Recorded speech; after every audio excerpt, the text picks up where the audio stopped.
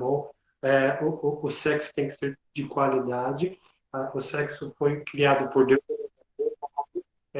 tudo é bom, né? O sexo é bom, e por fim, mas ele só é um presente e uma bênção no contexto de casamento, tá bom? No contexto pactual. Agora a gente vai indo para a página 98, eu vou tentar não ler tanto, tá bom? Então, os irmãos aí, a página 98. A gente vê no nossos dias um pouco mais exacerbado, né? Mas tem aquele protótipo, perdão, aquele estereótipo de que a vida sexual no casamento, o relacionamento marido e mulher, com o passar do tempo acaba se tornando entediante, acaba se tornando sem graça, e que a verdadeira vida sexual primorosa ou de qualidade é aquela em que há ali muitos parceiros, há ali adultério, há ali uma bagunça generalizada. Essa é uma visão, né, que o autor cita aqui, né, que nos é passada aí pelos filmes, pela TV, e que de uma certa forma ela reflete aquilo que as pessoas sem Deus pensam sobre o sexo deixa de ser um presente de Deus, que deve ser usado num contexto pactual de casamento e torna-se algo única única e exclusivamente para o prazer egoísta do ser humano. Não é isso. No meio da página 98, o autor nos chama a atenção para duas realidades, duas ideias aqui. A primeira delas é que ele fala, vou ler literalmente, né? Você sabia que o típico solteiro sexualmente ativo não tem nem de perto a quantidade ou qualidade de sexo de um típico casal tem? Ou seja, ele nos chama a atenção para que a qualidade e a quantidade, né? O contraste entre um solteiro e um casado. Estamos na página 98, tá bom? Uma outra ideia é que, e acho que talvez até mais importante, né, do que a primeira na relação de quantidade e qualidade, é a questão que o autor nos chama a atenção para o seguinte: o típico solteiro sexualmente ativo está passando por uma multidão de consequências e arrependimentos. O plano de Deus para o sexo é o melhor, talvez até melhor do que você imagina. Ou seja, o que a gente pode tirar disso aí? É que, assim, ao contrário do que nos é passado, ao contrário do que a gente aprende muitas vezes, que a troca de parceiros, o sexo fora do casamento, o sexo com outros parceiros, o adultério, é uma coisa assim ingênua e sem consequências, é isso que nos é passado. Porém, na realidade, a gente percebe que é outra coisa. Vários jovens, vários adultos sempre estão sendo ali consumidos pela culpa, consumidos ali pelo peso, né? A gente não pode deixar de perceber que quando há união sexual entre um homem e uma mulher, as Sagradas Escrituras nos falam que é uma ligação, ambos se tornam uma só carne. Agora, isso dentro de um contexto factual é bênção.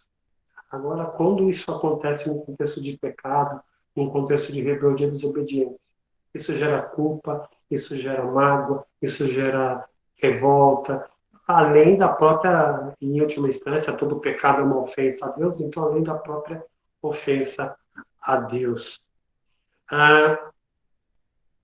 Dando seguimento, o autor ele nos fala aqui, eu vou resumir, o livro de Provérbios tem 3 capítulos que nos falam aí, o amor, o rei Salomão é o autor de Provérbios, tá bom?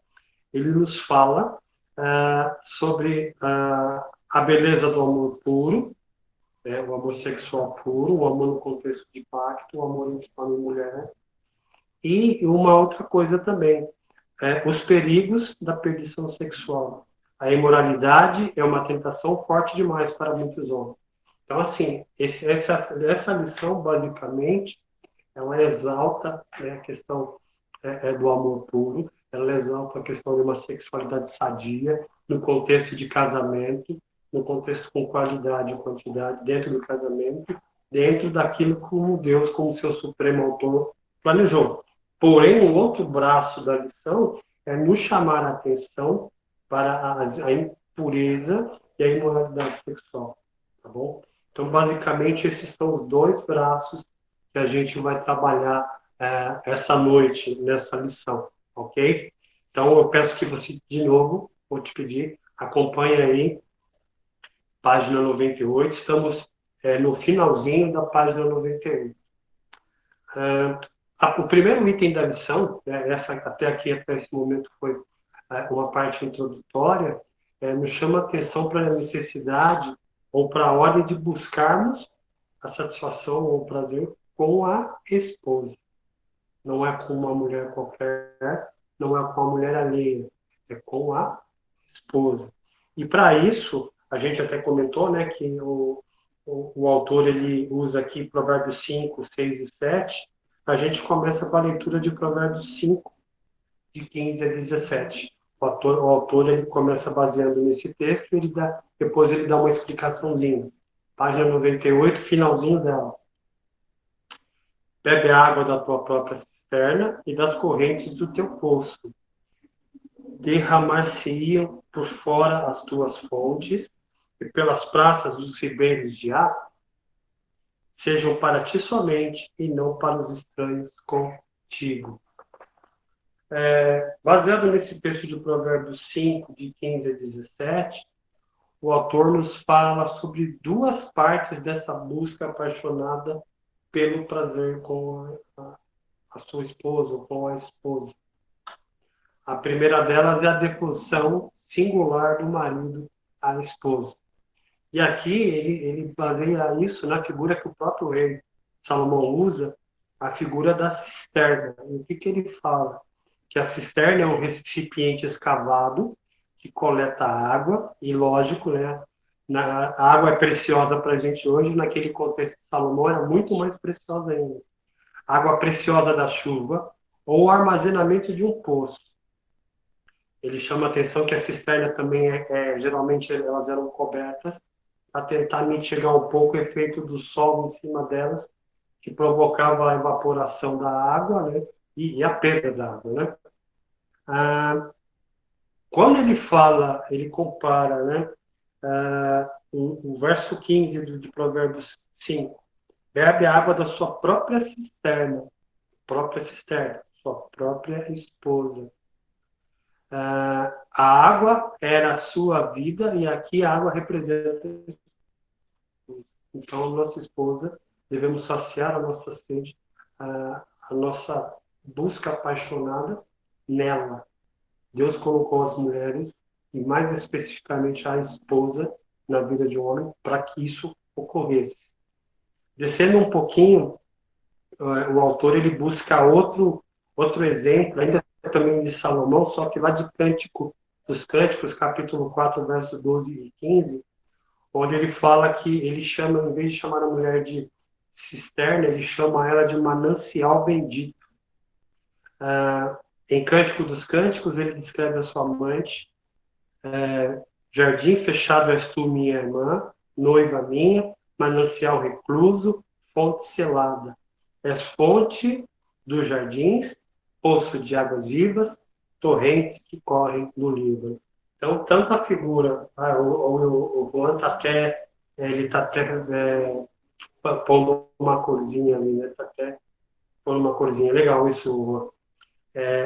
Tanto a questão da cisterna como do manancial bendito chamam a atenção, são imagens que chamam a atenção para que a gente deva saciar a nossa sede ou buscar prazer com a nossa esposa, com a mulher que Deus nos concedeu.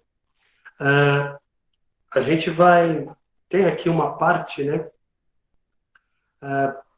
A imagem das águas fluindo pelas praças de Provérbios 5, 16 e 17, parece mostrar que um homem sábio não deve jamais levar o seu amor e desejos para toda a cidade, ou seja, é uma coisa privada, é uma coisa secreta, é uma coisa que deve ser ali feito no leito conjugal, no leito nupcial, tá bom? Descendo um pouquinho, tão preciosa quanto a água é em Israel, assim deveria ser sua relação sexual com sua esposa. E aí ele ainda nos relembra. Ela não foi projetada por Deus para ser espalhada por aí com outras mulheres.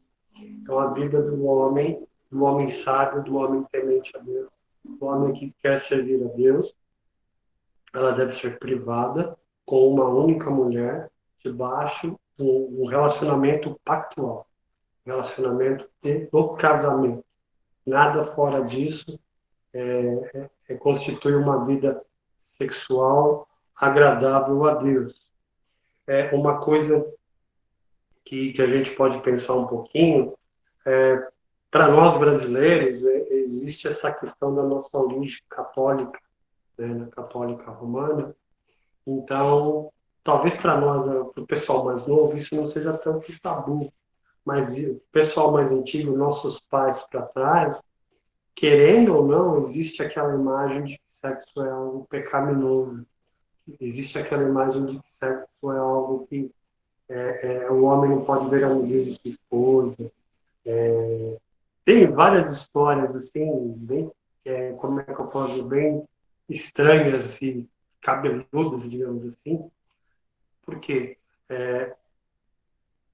existia, né, existia, não sei até onde isso existe ainda, aquela concepção na Igreja Católica de que o sexo era somente para procriação. Então, não era vedado a busca do prazer, a busca da saciabilidade, era vedado isso. Era única, exclusivamente para se procriar. Até uma interpretação errada lá, né, de Gênesis 2, 3, Gênesis 3, onde havia ali os mandamentos, né, crescei-vos e multiplicar. O sexo é para se multiplicar, ok, mas ele é além disso. Ele vai além disso, tá bom? Uma questão aqui que o autor chama atenção, final da página 99. Compartilhar mulheres é estritamente proibido, e ele nos chama atenção para o verso 17 de Provérbios 5. Deus deu a você a sua esposa. Então, aqui é uma coisa interessante também. Essa lição é importante para homens casados, mas para homens solteiros que, não sei daqui quanto tempo, estarão casados. Então, essa lição serve para os solteiros e para os casados. E ele enfatiza: compartilhar mulheres é estritamente proibido. Ela não é para outro homem, a sua esposa é para você. Nem são as prostitutas ou mulheres imorais para você. Tá? Então, é aquela coisa. O amor, eu sempre vou estar, estou sempre repetindo essa fórmula, né? O homem com mulher, o homem com sua esposa, debaixo de um relacionamento pactual, de casamento. Qualquer coisa meio fora disso já é distorção, já é ato pecaminoso. E olha só, elas estiveram por vários outros lugares. Lembre-se, deixe que a sua fonte seja para ti somente e não para os estranhos contigo. É o finalzinho do verso 17. A fonte aqui é a cisterna, é o jardim fechado, é o manancial recluso. Isso deve ser a sua esposa para você. Finalzinho aqui da página 99, ela termina com um versículo de Provérbios. É Provérbios 5, 18 e 19. Seja bendito o teu manancial e alegra-te com a mulher da tua mocidade, corça de amores e gazela graciosa. Começamos a página 100. Sacia-te os seus seios em todo o tempo e embriaga-te sempre com as suas carícias. Provérbios 5, 18 e 19. Se no início da página 99 a gente viu essa busca apaixonada pelo prazer com a nossa esposa, A primeira parte dela é a devoção singular do seu marido. A segunda parte é a busca por prazer com a sua esposa, é a devoção satisfatória de um marido à sua esposa. Ou seja, se a primeira parte nos enfatiza aí a questão da sua esposa, a segunda parte nos demonstra que essa devoção é o prazer do marido com a esposa. E o autor ele reforça essa questão afirmando o seguinte: em seu plano mestre, Deus, né, ele literalmente ordena a você embriagar-se em prazer ao desfrutar a sua mulher fisicamente. E um pouquinho mais para baixo, né, ele nos fala que, lá ele cita, né, indiretamente o texto de Efésios, onde ele fala que a gente não deve se embriagar com vinho, mas sim encher dos espíritos, né? Acho que é Efésios 4, isso, né? Porém, Provérbios nos fala que devemos nos embriagar. Ou seja, é uma coisa até que acho que talvez eu tenha deixado passar em relação ao início, mas é que não há limites. Não há limites, não há uma quantidade. Não, embriague-se. E uma coisa que é interessante também, uma vida hábil, e o tema da lição é sexo habilidoso, é uma vida que inclui muita alegria e satisfação sexual. E ele cita Eclesiastes 9:9. Goza a vida com a mulher que amas todos os dias da tua vida fugaz, os quais Deus te deu debaixo do sol, porque esta é a sua porção nessa vida, pelo trabalho com que te afadigas debaixo do sol. Ele continua: a beleza e a paixão do plano de Deus continuam quando a mulher é comparada a uma corça de amores e gazela graciosa. Outra figura aqui, né? Outra figura que é usado é da corça, né? E da gazela. São aqueles corça e gazela, é aqueles animaizinhos, né? Eu sei que talvez o pessoal vai tirar um pouco de risada, mas é o Bambi, né? Aquele bichinho de Walt Disney lá. A corça e a gazela é tipo um veado. Veado. Veado. Não é outra coisa, tá bom? Não é outra coisa. Mas assim, a mulher, a beleza e a paixão do plano de Deus e relacionados à mulher, comparam a mulher com isso, com a corça e com a gazela. E olha só, na beleza poética de Eclesiastes, a questão dos movimentos graciosos e gentis são bem explicitados. Eclesiastes, inclusive, tem aquelas duas correntes, né? Uma que fala que o autor escreveu esse livro especificamente para falar sobre o relacionamento, uma história de amor entre o rei e uma de suas concubinas, e a questão daquela outra vertente que fala, não, é o relacionamento de Deus com a igreja. Então, assim, na verdade, uma coisa figurada, né? Mas, assim, dá para a gente ir por esse lado mesmo que o livro de Eclesiastes ele está querendo ali, talvez, deixando de uma forma bem sensualizada a questão do relacionamento entre marido e mulher. Dá para a gente pegar por esse lado. E olha só, ao passo que a mulher é comparada a uma corça e uma gazela, o homem é aquele que persegue essa corça, persegue essa gazela pela campina. Então, assim, quem você deve perseguir? É a sua esposa. Quem é a sua gazela? Quem é a sua corça? É a sua esposa. De novo, não é uma prostituta, não é a mulher do vizinho, não é a mulher da rua, não. O seu amor é para a sua esposa. Ainda citando o exemplo do autor, descendo um pouquinho na página 100, a imagem continua com tornar-se saciado com os seios de sua mulher e embriagado com suas carícias. E aí tem até a questão do embriagar-se com o álcool, né? A gente vai pular essa página. E aqui, finalzinho da página 100, ele faz uma pergunta. A gente viu até aqui Deus como autor do sexo, a gente, a gente viu até aqui com que qualidade, o foco, o enfoque que isso deve fazer parte da vida do cristão. E ele faz uma pergunta aqui no final da página 100. Como você pode cultivar esse tipo de relacionamento? Ele fala aqui que a chave para esse tipo de relacionamento tem aí uma base sobre como o que a gente pensa sobre a nossa esposa.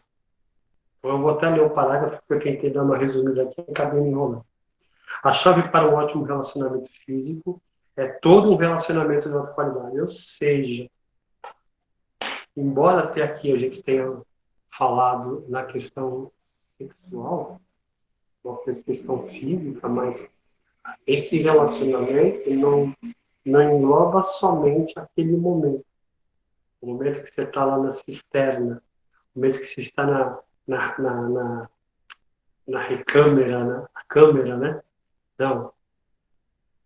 Tem todo um contexto a mais que também deve ser feito, deve ser cultivado com qualidade. Ou seja, a chave para um ótimo relacionamento físico é todo um relacionamento de alta qualidade. E aí o autor ele fala para a gente o seguinte: isso começa pelo que você pensa sobre a sua esposa. E aqui é uma questão interessante, que vai um pouco além da parte física. Como nós vemos aquela quem Deus nos deu. Você pode pensar isso. Tais pensamentos corretos se desenvolverão em atitudes corretas. A forma como vemos nossa esposa vai refletir em como agimos com ela. Assim, ações amorosas fluirão de tal coração tão repleto de pensamentos e atitudes maravilhosas. E aqui a gente vai para a página 101,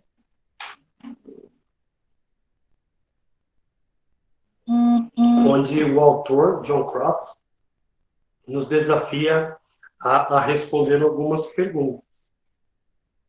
E a primeira delas, a gente pode até refletir um pouquinho. Você pensa em sua esposa como um presente especial de Deus, feito especialmente para você? Aquela coisa, né, que a gente sempre falava. Você pensa em sua esposa como a tampa da sua panela? E aí, 1914. A casa de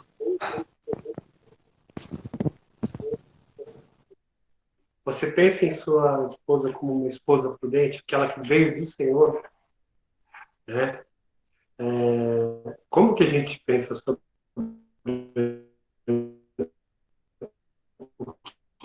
e a gente pensa nela como um presente, como uma bênção, como alguém que Deus nos concedeu para nos completar, desculpa.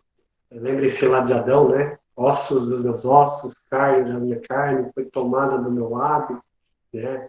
E ela será a minha companheira, a minha auxiliadora idônea, aquela que está ao meu lado. Como que você pensa? Como que a gente pensa a respeito daquela que tem estado ao nosso lado durante anos a fio, estado nos momentos bons e nos momentos não tão bons? É uma pergunta importante. E olha só, como que a gente, muitas vezes, olhando para o título, né, a gente pode pensar, ficar só em um determinado ponto. Mas o autor, ele amplia. Saímos da parte física um pouco, fomos para a parte do pensamento, do que a gente sente e pensa. E agora vamos para a oração. Você ora por sua esposa? Às vezes, né, a gente ora por todo mundo, né, por tanta gente. E oramos pela nossa esposa, ela tem necessidades, bem, né? Ela tem dificuldades, ela tem problemas, ela precisa do nosso cuidado. Você ora por sua esposa, você ora a respeito da sua esposa, você ora com ela. Olha que desafio. Não apenas orar com, não apenas orar por, mas orar com. Você está agradecendo a Deus pelas suas virtudes, intercedendo pelas suas fraquezas? Nossa esposa é ser humano. ela nos abençoa de muitas formas, mas também ela tem suas dificuldades. Como que a gente trata as dificuldades da nossa esposa? A gente já viu isso em algum momento, não sei se foi lá no Homem ao Máximo, não me lembro ao certo, mas como que a gente trata as dificuldades da nossa esposa? Criticando, apontando, realçando, ou tentando entender, tentando ser um facilitador, tentando ser um abençoador nessas áreas, assim como ela é uma facilitadora, uma abençoadora nas nossas vidas. Você fala sobre suas boas qualidades, você as elogia com frequência. Felizmente, tem homens que não elogiam e realçam as fraquezas, exacerbam as dificuldades. A gente tem que fazer o contrário. A gente tem que falar, realçar as qualidades, exaltar as qualidades das nossas esposas. Seguindo, você trata a sua esposa como trata a si mesmo? Lembre-se lá de Gênesis, né? Somos carne, somos a mesma carne. Se você é uma só carne com ela, não faz sentido que ao machucá-la, você estará em última análise machucando a si. Porém, ao ajudá-la, você será o beneficiário final. Paulo fala isso na parte da liderança espiritual e submissão em Efésios. Efésios 5, né? A gente vê Paulo realçando isso. A gente tem que perceber que todo mal que a gente faz para nossa esposa, a gente está fazendo para a gente mesmo. Todo bem que a gente faz para nossa esposa, a gente está fazendo, assim, vou reformular. Todo mal que a gente faz para ela, de alguma forma a gente é atingido também. E todo bem que a gente faz para ela, de alguma forma a gente é abençoado também. E aqui, né, ele cita o texto de Paulo aos Efésios, Efésios 5:28. Assim também os maridos devem amar a sua mulher como a si próprio, ou ao próprio corpo. Quem ama a esposa, a si mesmo se ama, porque ninguém jamais odiou a própria carne, antes a alimenta e dela cuida, como também Cristo o faz com a igreja. Ou seja, que é legal que Paulo usa a figura do casamento para realçar a questão do relacionamento entre Cristo e a igreja. Né? A importância de um ressalta ou reflete a importância do outro. E John Crotts ainda ele continua chamando a atenção. Você está bem disposto ao redor de sua esposa ou mal-humorado? Qual que é a nossa disposição quando estamos em casa? Às vezes a gente fica fora a semana toda e ok. Quando volta para casa, como que a gente volta? Xingando, bravo, né? Às vezes é normal a gente voltar cansado, voltar, né, mal-humorado, com poucas palavras, mas quando isso se torna uma constante, a gente tem que parar e opa, tem alguma coisa errada. Né? Tem alguma coisa errada. Você procura ter tempo apenas para estar com ela? Outra questão, né? A gente está envolvido com a igreja, com o serviço, com os parentes, com os filhos, com tantas coisas, e a gente às vezes acaba deixando de priorizar um tempo só, um passeio só, uma viagem só, ou um momento. Quando foi a última vez que você a surpreendeu com um bilhete atencioso ou um presente especial, ou riscou uma tarefa da lista dela? Essa questão de riscou uma tarefa da lista dela, né? Quando a gente muitas vezes auxilia a esposa numa tarefa que é dela, o que que a gente está querendo dizer nas entrelinhas? Está querendo dizer que reconhece o trabalho dela, está querendo dizer que a gente reconhece que o trabalho dela tem ali, é uma tarefa árdua, causa cansaço, e está querendo dizer para ela que a gente se importa com ela. Quantas vezes você já lavou a louça da janta ou do almoço? Quantas vezes você já, sei lá, ajudou ela a recolher uma roupa? Ou, sei, alguma coisa muitas vezes simples, mas que você não faz costumeiramente. É uma forma de a gente surpreender a nossa esposa, né? Esse tipo de coisa constrói um relacionamento sólido. Ou seja, muitas vezes a gente é tentado isso é coisa da minha esposa, isso é coisa minha. A gente põe em compartimentos aquilo que é dever do homem e aquilo que é dever da mulher. Mas em algumas coisas a gente, como homem, pode é, trazer um pouco como é que eu posso dizer, facilitar a vida da nossa esposa, né?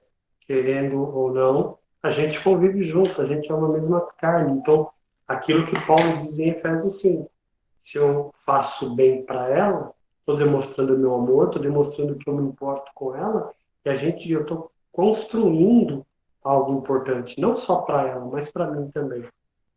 Você lhe dá abraços e beijos afetuosos, é a questão do carinho aí, né? Precisamos ser carinhosos com nossas esposas, demonstrar o nosso afeto, a nossa admiração, dar a devida importância que ela tem nas nossas vidas. Iremos para a página 102.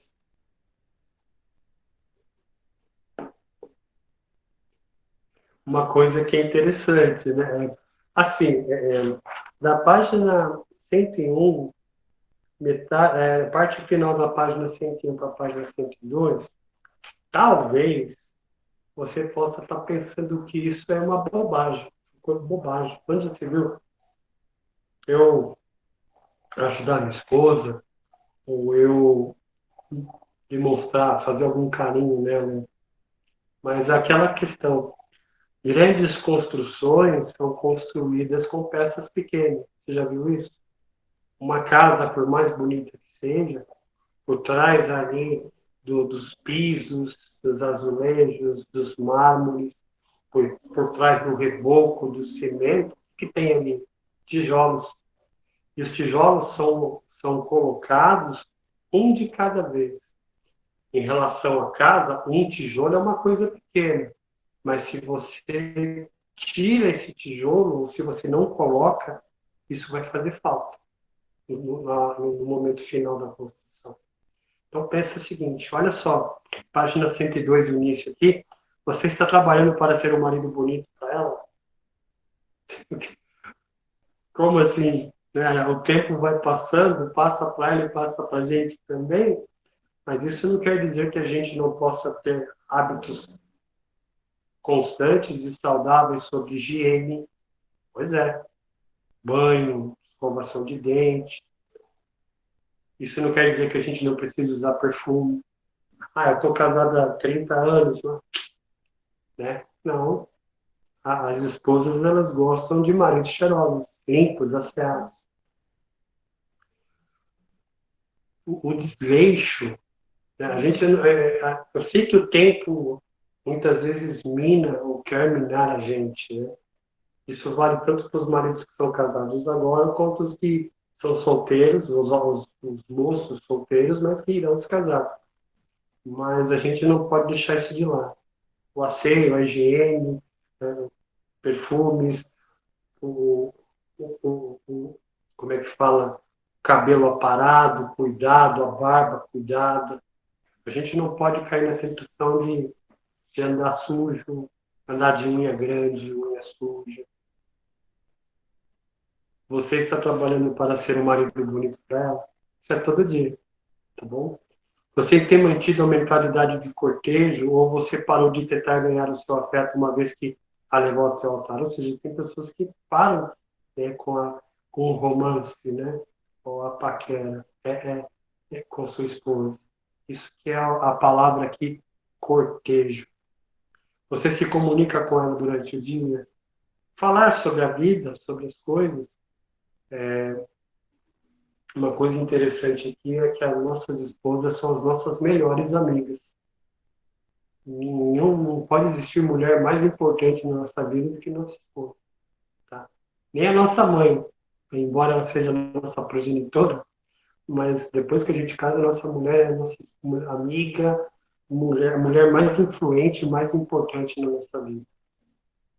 E aqui vamos seguir aqui com a lição, né? Cultivar esses tipos de atitudes e ações de coração amoroso ao longo do dia dará frutos no quarto. O objetivo não é manipular a sua esposa a fim de melhorar o sexo. Sexo sábio nunca é sexo egoísta.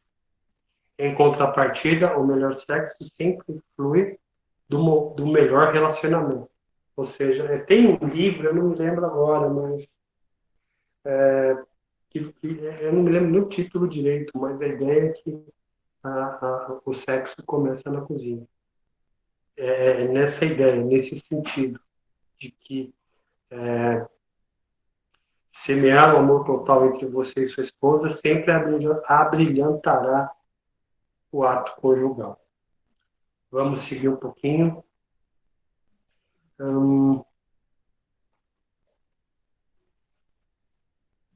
O autor ele chama uma atenção aqui sobre a questão da aparência, né? No meio aqui da página 102.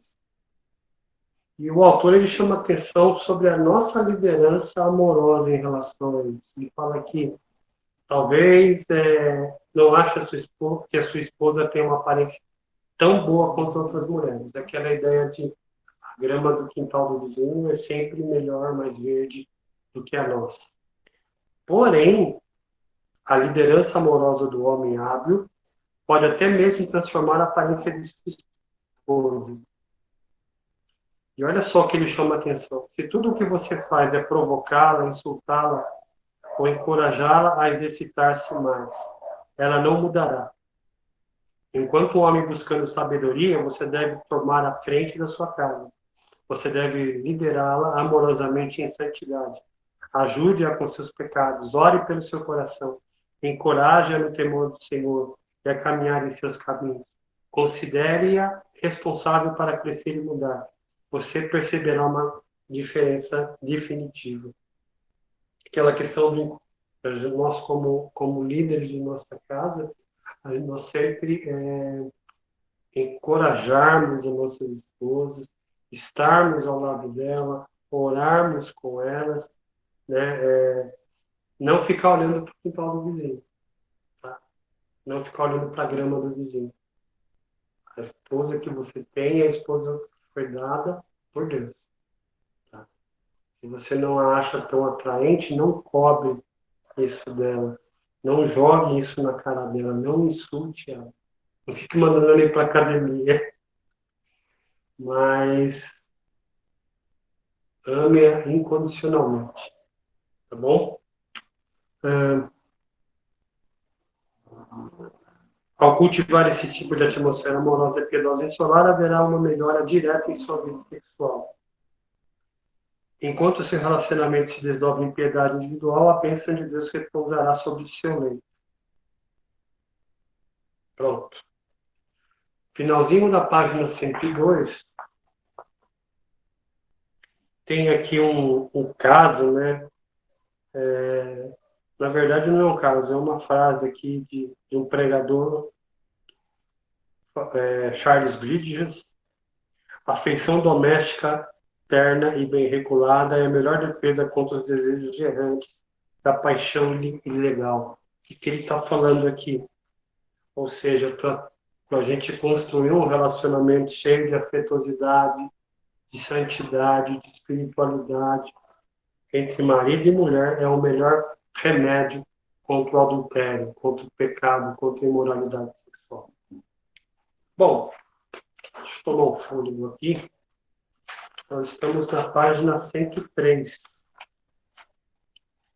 E lembre-se que eu falei logo no início que a lição, basicamente, ela tinha dois braços. Né? O primeiro braço falava sobre a importância do relacionamento, a questão do enfoque do nosso relacionamento sexual com a nossa esposa, né?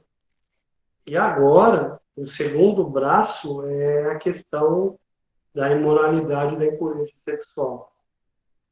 Página 103, é um alerta que é baseado em Provérbios, né? Provérbios 5, e chama a atenção do seguinte ponto: tenha cuidado com a destruição do adultério. E começa da seguinte forma: Salomão se move da glória de um relacionamento sexual sábio entre um marido e uma esposa, é o primeiro braço que a gente falou, para a feiura, enquanto o que Deus planejou, o que é feito no contexto do casamento, com a qualidade que Deus proporciona, é belo, é agradável, a ponto que se pode se embriagar nisso sem problema nenhum. Por outro lado, um contraponto a isso é a feiura do relacionamento fora do casamento. Isso é insensato, isso é nécio. Ele começa, e aí John Crotts nos chama para uma reflexão, ele começa com uma pergunta pesada e então apresenta 3 fortes razões para o não cometimento do adultério. Provérbios 5:20. Por que, filho meu, andaria cego pela estranha e abraçarias o peito de outro? Provérbios 5:20. Logo antes dessa pergunta forte, Salomão ordena a seu filho saciar-se e embriagar-se apaixonadamente com os seios de sua esposa. Em contraste direto, aparece essa cobrança para não atrever-se a tornar-se cego com nenhuma outra mulher. A linguagem paralela torna o alerta bastante nítido, mas ele reforça o comando com 3 razões para evitar o adultério. Então ele faz o contraste, né? Em que a gente deve saciar-se, embriagar-se com o seio da esposa. O contraste é que a gente não deve andar cego pela estranha e abraçando o peito da estranha. É estranho falar, mas é o texto bíblico. Agora, depois desse primeiro contraste, ele dá 3 razões porque a gente não deve, ou pelo melhor, porque a gente deve evitar o adultério, tá bom? Primeira razão, você está sendo observado. A gente já compartilhou um pouco dessa ideia lá nos homens ao máximo.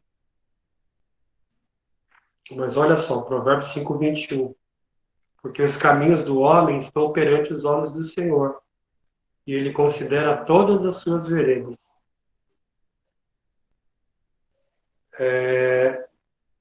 O autor ele fala aqui que o amigo do relacionamento proibido é o sigilo. Ninguém nos vê aqui no escuro, ninguém saberá se estivermos da cidade mais próxima. Ninguém se magoará se for apenas eu e a tela do meu computador. Nós estamos completamente seguros. E aqui tem, né, é uma mentira isso. A gente sabe que o cristão ele tem essa compreensão e tem essa noção de que, em última instância, Deus nos observa.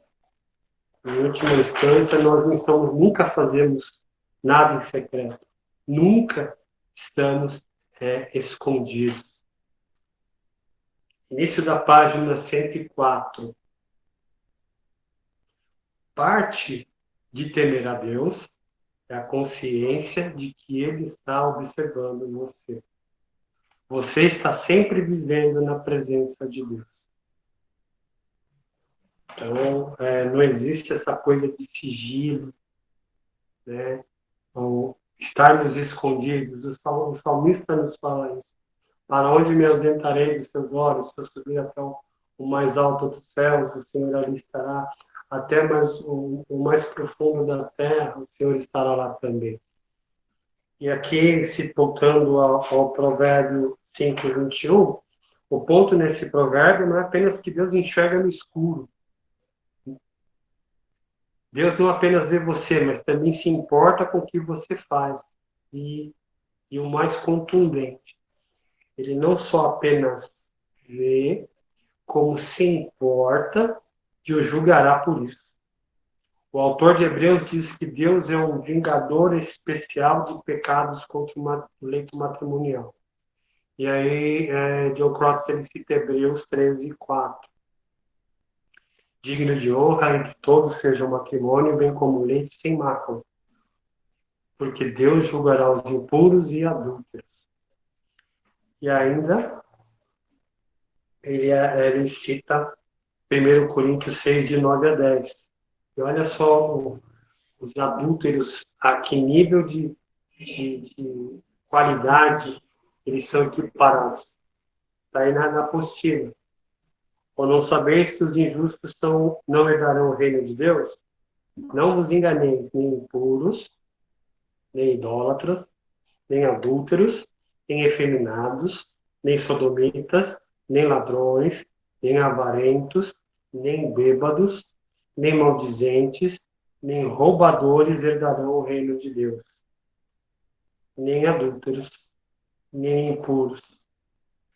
Me chama a atenção aqui para essa lição que a gente está tendo hoje. Olha, pensa o seguinte, né? Essa questão de que Deus nos observa deveria ser, é uma bênção para o crente. É uma bênção. Não é aquela coisa assim de você ficar preocupado. Por quê? O crente sincero, sendo observado por Deus a todo momento, em todas as circunstâncias, o crente sincero, ele causa, como é que eu posso dizer? Ele deixa Deus feliz. Ele glorifica a Deus com seus atos, com tudo que ele faz, em todas as áreas.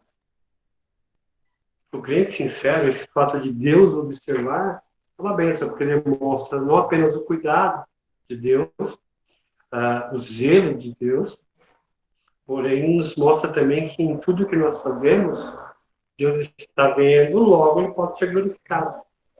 É aquela coisa, né? Nada passa batido diante dos olhos de Deus. Por outro lado, se isso é uma bênção para o justo, para o sábio, para o nécio, para o impuro, isso é uma maldição. Por quê? É aquilo que a gente viu. Ele vê o que a gente faz, ele se importa com o que a gente faz e seremos julgados por isso. Ele será julgado também por causa disso. Então, é algo interessante. Voltando para o meio da página 104, quer você esteja pensando sobre isso no calor do momento ou não, as promessas do seu dia do casamento estão comprometidas diante de Deus. Ou seja, aquilo que você disse há 20 anos atrás, há 2 anos atrás, está lá. E você vai ser julgado pelo cumprimento ou não disso. Uma coisa interessante também, uma ideia que me ocorreu, é que muitas pessoas pensam assim, muitos cristãos pensam na questão do casamento na igreja, o pastor fazer o casamento. Ok, isso é importante, isso é legal, isso é desejável. Porém, está lá incutida na mente das pessoas que eu vou casar na igreja, vou casar diante do pastor, diante da igreja, para que Deus abençoe meu casamento. As pessoas encaram isso como se fosse... encaram isso como uma bênção especial, no sentido do quê? Seguindo esses procedimentos, eu vou ser abençoado no meu casamento, que é verdade, sim, mas que é apenas isso. Elas se esquecem de que não adianta nada eu casar na igreja, não adianta nada eu ser abençoado pelo pastor diante de Deus, se eu, no meu dia a dia, não fizer ou não honrar esse compromisso. Porque o que a gente vê, eu tive um caso assim, de pais questionando se as pessoas tinham, seus filhos realmente tinham sido casados por Deus na igreja. Por quê? Eles buscaram o casamento, eles buscaram acertar sua situação diante de Deus e dos homens e fizeram. Mas depois, no conviver, eles não honraram isso, esse compromisso assumido. Conclusão, deu separação. Muitas vezes está incutido na cabeça das pessoas que se eu casar na igreja, eu não vou separar. Se eu tiver um pastor orando por mim, eu não vou separar. Não vou ter problema no casamento. Não. Lembre-se que o casamento é um compromisso diante de Deus. Isso não vai excluir o seu esforço, a sua obrigação, o seu compromisso diante de Deus. As pessoas, elas pensam, elas querem ser abençoadas por Deus, mas não querem fazer o mínimo esforço para honrar o compromisso assumido. Fecha aspas. Tá bom? Abrir uma aspas aqui, a gente já fecha. Ele o considerará responsável se jogá-las fora, mesmo que seja em apenas uma noite de insensatez. Ele conhece todas as suas possíveis desculpas e nenhuma delas servirá. Não existe nada que justifique adultério, tá bom? Nada. Ele sabe de todas, você não vai conseguir pegar Deus, né, com um argumento que ele não conhece. Nada justifica. Ele julgará pecadores insensatos. Estar no escuro não salvará você da perfeita visão noturna de Deus. É como se você invadisse a casa de um juiz para cometer um crime e fosse pego com as mãos vermelhas pelo juiz. Ou seja, aqui a gente tem o autor chama a gente à razão. Esse juiz, ele é justo, ele não dá para dar bolha nele, não dá para dar chapéu nele. O autor ele usa a figura do juiz. Você vai assaltar a casa do juiz, você é pego em flagrante, e você vai ser julgado por esse juiz, com a prova da sua culpa. Não tem escapatória. Vamos pular um pouquinho. A misericórdia do Senhor em perdoar. E aqui é uma coisa interessante, né? Vou voltar um parágrafo. Só porque não foi derrubado na hora, não significa que Deus não viu e que você não será julgado por isso. Sua esposa pode não saber ainda, mas tenha certeza, Deus sabe. A misericórdia do Senhor em perdoar, até mesmo homens imorais, não é algo pequeno. E aqui é algo interessante. Deus perdoa, perdoa. Mas o perdão de Deus não é algo que se deva ser brincado, não deva ser frivolizado, não deva ser trivializado. Não. O perdão de Deus, ele em Cristo Jesus, ele é profundo, ele é capaz de perdoar os pecadores mais sujos, os pecados mais pobres. Porém, isso não quer dizer que a gente deva brincar com isso.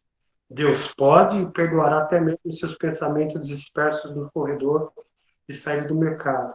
Por causa da cruz de Jesus, Deus perdoará misericordiosamente os pecadores. Se você não se arrependeu no pecado sexual que Deus viu que você cometeu, coloque imediatamente esse vídeo de lado e se arrependa. Ou seja, muitas vezes a gente está aqui falando da imoralidade, contato físico fora do casamento, com outra mulher fora, além de sua esposa, mas o autor aqui também nos lembra que muitas vezes aqui no âmbito da nossa mente a gente peca, né? Na nossa mente, aqui no nosso mente, nós estamos cometendo impureza ou imoralidade. E a gente pensa que ninguém vê, ninguém escuta, mas Deus vê, Deus sabe. Então eu vou achar, como é que eu posso dizer? Eu vou convidar você a um minuto aqui comigo, que a gente olhe nesse momento, porque o autor nos desafia a isso. Se você não se arrependeu de um pecado moral que Deus viu que você cometeu, coloque imediatamente esse livro de lado e arrependa. Então eu vou tirar esse um minuto silencioso. Você ora silenciosamente e eu oro aqui silenciosamente. Que o Espírito Santo de Deus te mostre agora, te toque. Se você se lembrou, coloque isso sem moralidade diante de Deus. Um minuto a partir de agora.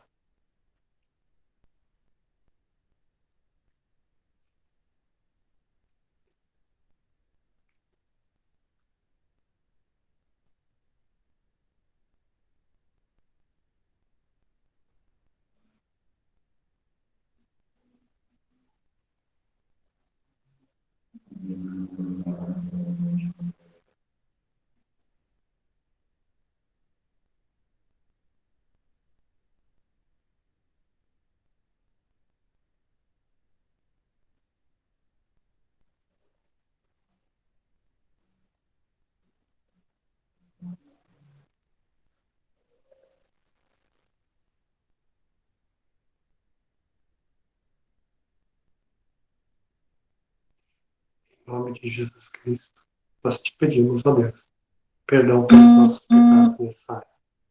Liberte-nos e nos ajude. Pedimos isso, ó Pai, para a honra e glória do teu nome. Amém.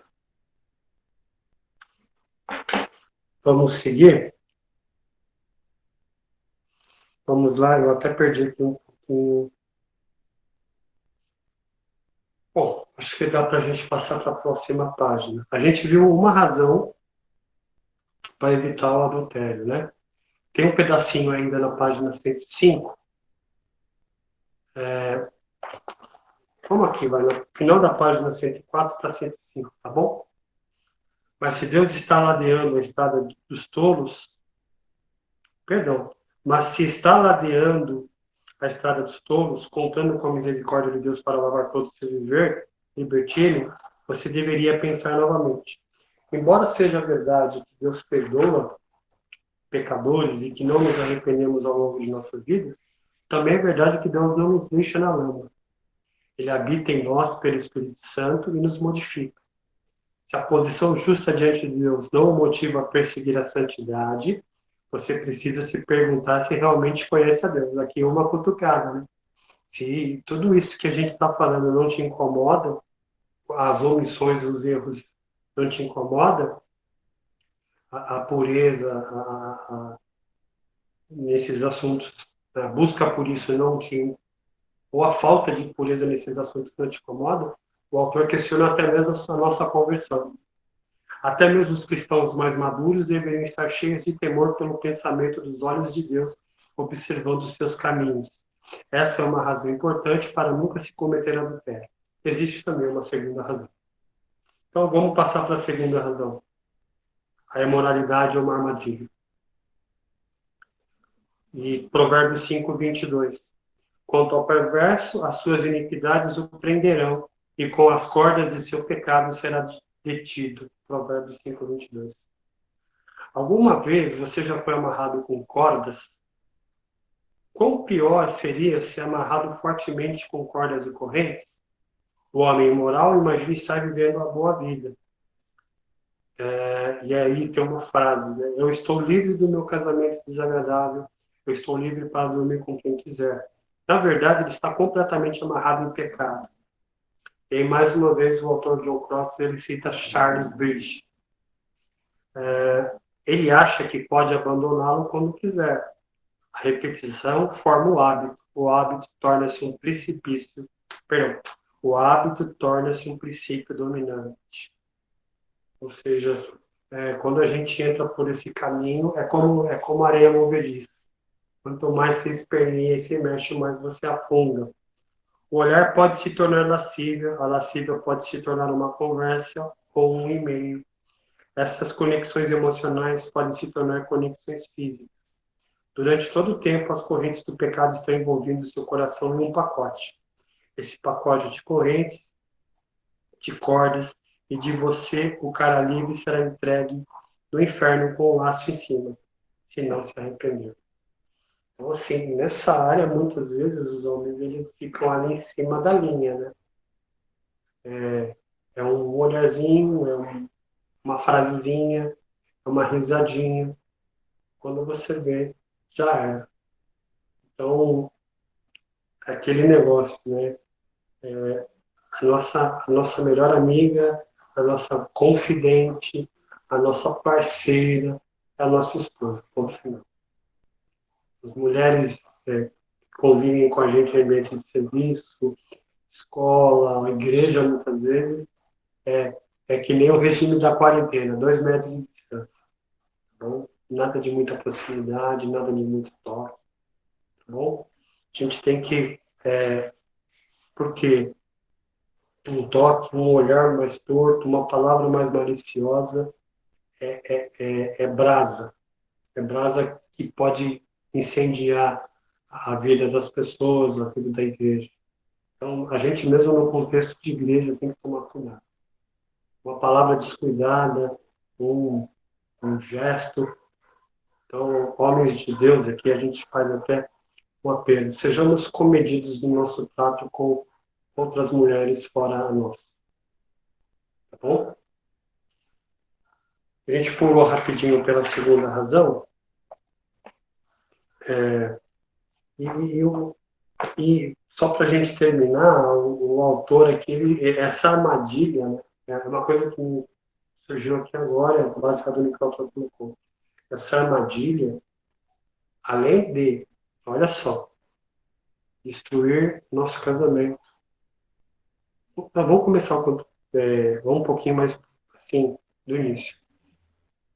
Tirar a nossa paz, tirar a nossa, muitas vezes, a nossa saúde, destruir nosso corpo, destruir nosso relacionamento com as nossas esposas, com os nossos filhos, com a nossa família, destruir nosso relacionamento com a igreja, com os nossos irmãos, macular e corromper o nosso relacionamento com Deus por meio de Cristo Jesus, pode nos levar à perdição e ao fogo eterno. Lembra lá no texto de Coríntios que a gente leu, né? Eu vou até voltar nele aqui na página 104. 1 Coríntios 6, de 9 a 10. Nem os impuros, nem os adúlteros herdarão o reino de Deus. Você vê a que ponto pode chegar essa armadilha da imoralidade do adultério? Que Deus tenha misericórdia de mim e de você, tá bom? Não é fácil. Deus nos ajude. Terceira razão para se evitar o adultério: a imoralidade matará você. Olha só. A razão 1, você está sendo observado. A razão 2, é uma armadilha, a imoralidade. E a terceira, a imoralidade matará você. Provérbios 5, 23. Ele morrerá pela falta de disciplina e pela sua muita loucura, perdido cambaleando. Página 106. Esse forte alerta se repete ao longo do livro de Provérbios. Sim, Deus fez o sexo. E sim, Deus fez você um ser sexual. Mas se usar o grande presente de Deus fora do foco do casamento, você morrerá. Não é uma hipótese, é uma afirmação, tá bom? Ao adultério, Salomão alerta. É aqui Provérbios 2, Provérbios 5 e Provérbios 9. Provérbios 2, 18. Porque a sua casa se inclina para a morte, e as suas veredas para o reino das sombras da morte, que é do ímpio. Os seus pés descem à morte, os seus passos conduzem-no ao inferno, o ímpio. Eles, porém, não sabem que ali estão mortos. Os seus convidados estão nas profundezas do inferno. Olha aqui, tudo isso, né? E aqui, que tipo de morte é essa, né? Que a imoralidade pode nos conduzir. Teocrates, ele segue. Quer seja uma morte prematura por uma doença sexualmente transmissível, ou por um marido enfurecido, né? Isso aí é complicado. Quando a gente entra por esse caminho, a gente corre esses riscos. Morrer com uma bala na cabeça, morrer por uma doença, morrer por uma fatalidade que a gente acaba se expondo, assumindo o risco para estar no pecado, né? A palavra de Deus alerta para as consequências potencialmente mortais dos pecados sexuais. Mas ainda que Deus pacientemente o deixe lutar fisicamente, o peso da culpa por causa do seu comprometimento e fracasso é morte vindo em sua direção.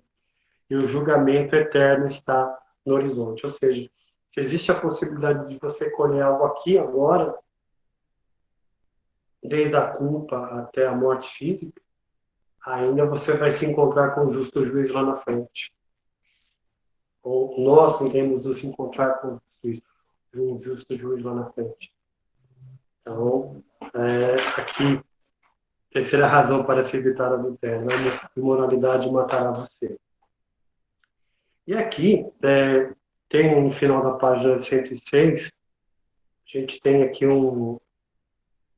um caso lá da época de 2001, quando ali houve os atentados na Torre Gêmea, né, a questão de que as pessoas naquela época estavam sendo alvos de atentados terroristas.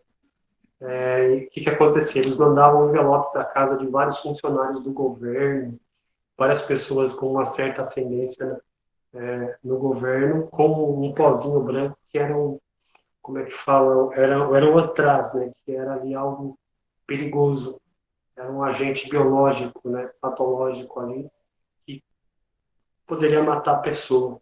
E aquilo ali causou ali uma grande comoção, um grande alerta, melhor dizendo, no governo dos Estados Unidos. Finalzinho da página 106, ele compara essa exposição ao antraz e o risco que isso corre. As pessoas expostas ao antraz, elas morriam. Elas eram contaminadas com o vírus, com um agente biológico e morriam. Ele compara esse risco ao risco de se expor ao adultério. Ele faz uma brincadeira com isso, né? O quanto você gostaria de ter seu nome em todos os jornais como objetivo do Al-Qaeda? Né? Não citei, mas o Al-Qaeda que usava esse antraz. Seria completamente tolo desejar tal coisa, ficar animado com a fama ao custo tão mortal e inimaginável. Ou seja, ninguém queria ser exposto ao antraz e ficar famoso por ter morrido de antraz. Você quer se expor ao adultério e morrer por causa do adultério, ou sofrer as consequências, sentir culpa, saber que todo mundo, você quer ficar famoso por ser um adúltero? Ninguém quer, né? Ninguém sai com uma plaquinha na testa escrito adúltero. Porque é feito no secreto, é feito às escondidas, é uma irregularidade, é uma contravenção, é um ato pecaminoso. Só que eu escondo de você, você esconde de mim, escondemos das nossas esposas, dos nossos familiares, mas não escondemos jamais de Deus. E iremos dar conta disso. Página 107. Mas você percebe que é ainda mais tão sério quanto o antraz? Tudo que o antraz pode fazer é matá-lo fisicamente, é o que acontecia. O adultério pode mandá-lo para o túmulo, e aqui o antraz e o adultério se equivalem, porém, o inferno para o inferno, debaixo da ira de Deus. Você percebe a seriedade do caso? Tanto a questão do adultério físico como mental, quando isso é uma constante, um costume, é algo. E assim, eu até estou falando até besteira. Quando a gente se deixa se enredar por esse caminho, e aqui eu vou inverter o que eu disse, uma única vez que seja. Então, precisamos pensar, vamos talvez passar isso pela nossa cabeça, mas que nos arrependamos o quanto antes. Tá?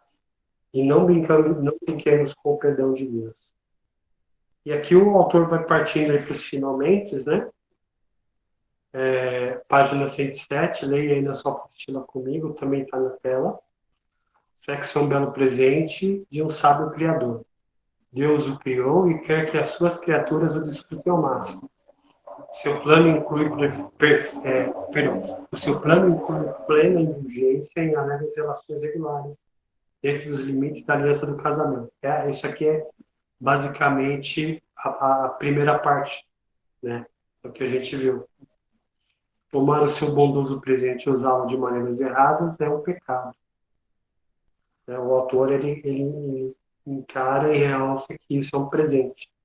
Todo pecado tem consequências devastadoras. Graciosamente, Deus, em sua sabedoria, proveu para criaturas pecaminosas através do presente de seu Filho, o Senhor Jesus Cristo. Apesar de homens sexualmente morais estarem debaixo do justo juízo de Deus, Jesus voluntariamente tomou esse juízo por pecadores sobre a cruz. Assim, enquanto 1 Coríntios 6, 9 e 10 afirma que os adúlteros estão indo para o inferno, o verso seguinte diz: tais fostes alguns de vós. Através de Jesus, aqueles que falharam de ser sexualmente sábios podem ainda conhecer a beleza da fidelidade sexual. Ou seja, em Jesus Cristo a esperança nessa área para as nossas vidas. E é com isso que a gente termina essa lição 7, nesse caminho, nesse processo que a gente está em de deixarmos de sermos insensatos e necios, impuros, para nos tornarmos sábios e justos diante de Deus. Eu não vou trabalhar aqui as questões da página 108, tá? Eu gostaria, né? Seria legal, tanto para mim quanto para você, que você olhasse isso e pensasse, fizesse essas perguntas para si próprio, tá bom? São aí 9 questões. Pode responder com o lápis aí mesmo na sua apostila, pode rabiscar ela. O Marcos não vai ficar bravo com você se rabiscar a apostila, tá bom? Mas acho que vale, é uma questão para você pesquisar, para se autoavaliar. Eu acho legal. Perdão, são 10 questões, né? Página 109, a gente pode trabalhar rapidamente essas questões aqui, da avaliação pessoal.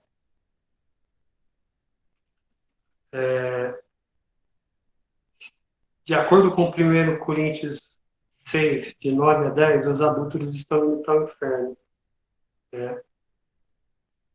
Então, assim, é uma afirmação bíblica. De novo, os adúlteros, não só fisicamente, mas quando a gente fomenta. Lembre-se que todo pecado físico, ato, começa no nosso coração. Tá?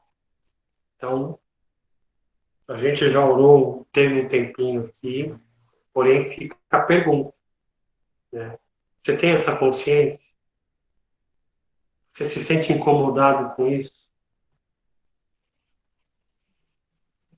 Precisamos pedir perdão a Deus. Quando tivermos o pensamento impuro. Não só nessa área, mas quando tivermos ódio, desejamos matar, bater, quando falarmos de um irmão, quando tivermos inveja, tudo isso está englobado nesse quesito. Lembre-se que lá em 1 Coríntios 6, de 9 a 10, está os adúlteros, os impuros, os berrões. Então, fica. A segunda pergunta, você alguma vez cometeu adultério? Não só em estar com alguém fora do casamento, com alguém diferente da sua esposa, mas aqui na cabeça? Sim ou não? E a parte C aqui, se não fisicamente, em seu coração, adultério, e Jesus ele expande essa questão no Novo Testamento, né? O adultério vai além do contato físico.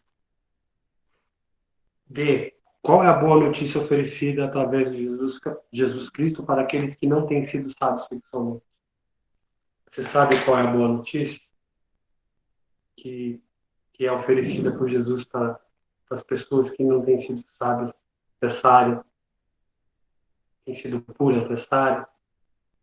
Se aproprie disso agora. A perdão em Jesus Cristo, a pureza em Jesus Cristo, a santidade, a libertação em Jesus Cristo. O meu desafio é que nós, como homens sábios, busquemos aí aprendermos, conhecermos mais o Senhor e que em todas as áreas da nossa vida, o Senhor Jesus Cristo seja o Rei, inclusive nessa área da nossa sexualidade. Meus irmãos, nós vamos terminar essa aula. Que Deus nos abençoe. Deus abençoe sua vida, seu casamento, seu lar. Deus nos abençoe nesse sentido. Eu convido para que você esteja comigo aqui semana que vem, às 19h30, sábado que vem às 19h30, para a gente conversar sobre o capítulo 8, que o título é Receba humildemente, corresponda à instrução. Então a gente vai mudar um pouco o foco, tá bom? Deus nos abençoe. Um forte abraço.